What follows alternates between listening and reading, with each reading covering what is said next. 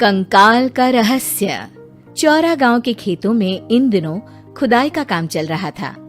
असल में इसी गांव से होकर एक अच्छी सड़क गुजरनी थी, इसलिए यहाँ खुदाई शुरू की गई थी। अचानक एक दिन खुदाई करने वाली मशीन से कुछ टकराता है। बाद में जब खोजबीन की जाती है तो वहाँ से 2 कंकाल मिलते हैं।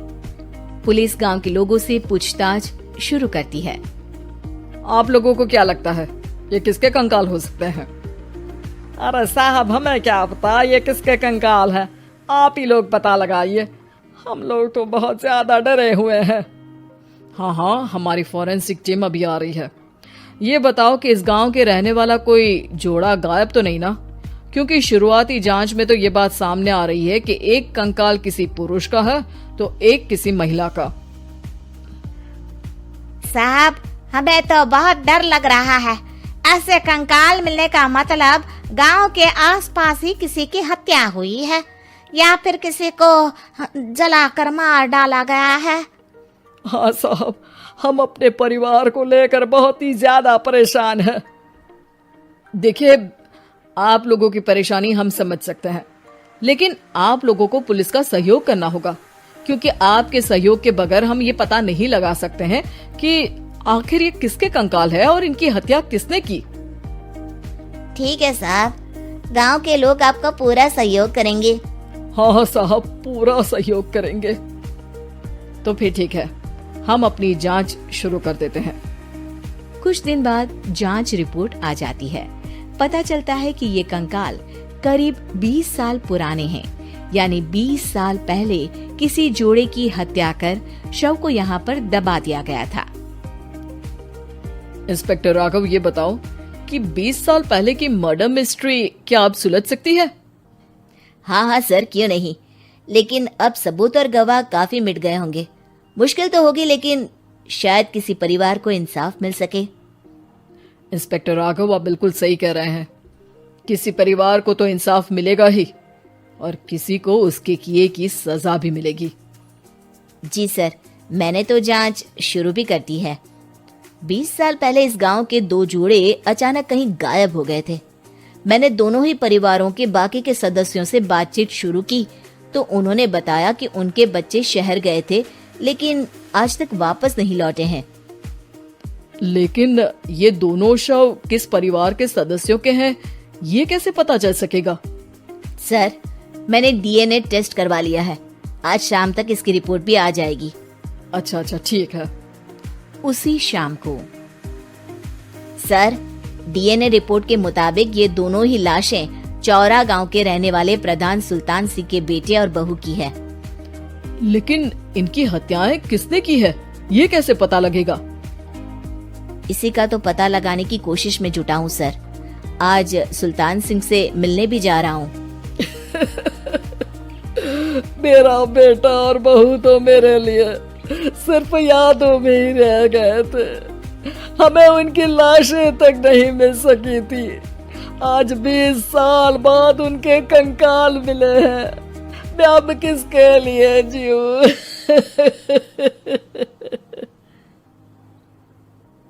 लेकिन सर, क्या आपकी किसी से कोई दुश्मनी थी? अपने बेटे बहू की हत्या के लिए आप किसे जिम्मेदार मान रहे हैं? अब मैं किसका नाम बोलूं?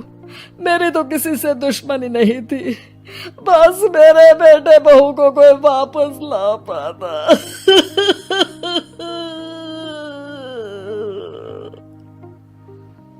इसके बाद सुल्तान सिंह फूट फूट कर रोना शुरू कर देते हैं। सर, अब आप इनका अंतिम संस्कार करवा सकते हैं। कम से कम इनका शरीर ना सही, इनका कंकाल तो आपको मिला है। लेकिन हाँ, अगर आपको कुछ भी याद आए तो जरूर बताइएगा। मेरी तो बेटा अब उम्र हो गई है, लेकिन मेरे बेटे और बहू के हत्यारों का जरूर पता लगाइएगा, क्योंकि जब तक हत्यारे पकड़े नहीं जाएंगे मेरा मन नहीं मानेगा। सर, हमारी पूरी कोशिश रहेगी हत्यारे को पकड़ने की। लेकिन एक बात बताइए, उस वक्त आपको किस पर शक गया था? उस वक्त मेरे एक ड्राइवर को पकड़ा गया था, लेकिन सबूतों के अभाव में उसे छोड़ दिया गया था। अच्छा, और ड्राइवर पर कैसे शक हुआ था? क्योंकि उस दिन ड्राइवर छुट्टी पर था। उस समय लेकिन लाश क्यों नहीं मिल सकी थी? उस वक्त पुलिस ने बहुत कोशिश की थी, लेकिन दोनों की डेड बॉडी नहीं मिल सकी थी। ठीक है, हमारी तफ्तीश चल रही है, मैं फिर आऊंगा। इसके बाद इंस्पेक्टर वहां से चला जाता है और सुल्तान सिंह अपने बेटे और बहू की याद में खो जाते हैं। कुछ दिन बाद सुल्तान सर, एक बात बताइए, जब आपके बेटे बहू की हत्या हुई थी, उसी के आसपास आपके ही गांव का रहने वाला एक और जोड़ा उसी वक्त गायब हो गया था ना? हाँ सर, अलका और अभिषेक, वो भी मेरे बच्चों जैसे ही थे। तो फिर वो कहाँ है? उनका भी आज तक पता नहीं चल सका, लेकिन बताते हैं कि कुछ साल पहले अभिषेक को गांव के ही किसी आदमी ने मुंबई में देखा था, लेकिन फिर वो गायब हो गया। यानी अभिषेक और अलका की हत्या नहीं हुई थी, बल्कि उन्होंने किसी वजह से खुद ही गांव छोड़ दिया था। हाँ, हो सकता है, क्योंकि अभिषेक मेरे बेटे संतोष का अच्छा दोस्त था और उसका मेरे घर भी आना जाना लगा रहता था। हो सकता है कि उसने मेरे बेटे और बहू के बारे में सुन लिया हो और ये गांव छोड़ दिया हो सकता है। उनके परिवार का कोई अब नहीं रहता क्या इस गांव में? अब तो कोई नहीं रहता। एक चाचा थे, लेकिन उन्होंने भी अपना पुश्तैनी मकान बेच दिया है। वो भी अब कहीं शहर में ही बस गए हैं। ओह, अभिषेक और अलका के बारे में भी पता लगाना होगा। हो सकता है कि वही इस हत्या के बारे में कुछ बता सके। हो तो सकता है, लेकिन वो बेचारे तो खुद ही वक्त के मारे थे, वो क्या बताएंगे।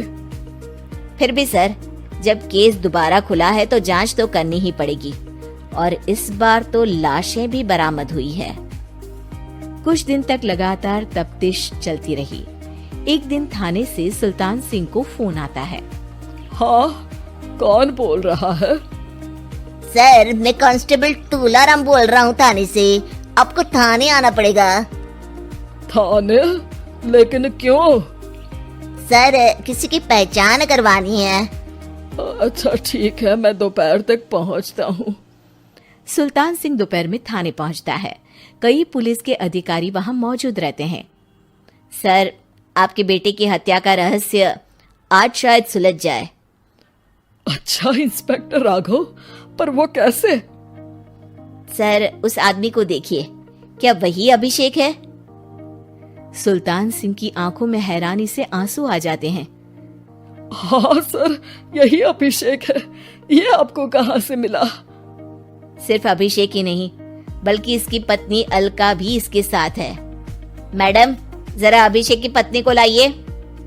जैसे ही अलका को पेश किया जाता है, सुल्तान सिंह जमीन पर गिर जाते हैं। सुल्तान सर, क्या हुआ आपको? आप अलका को देखकर गिर क्यों गए? सुल्तान सिंह सर पकड़कर बैठ जाते हैं।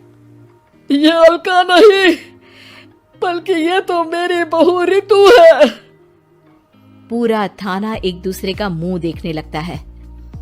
क्या? इसके बाद हर किसी को दो कंकाल और हत्या का रहस्य समझ में आ गया।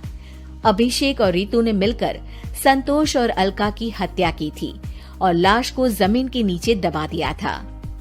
आज 20 साल बाद इस हत्या का रहस्य खुल सका था कि अवैध प्रेम संबंध में दो मासूमों की जान गई थी।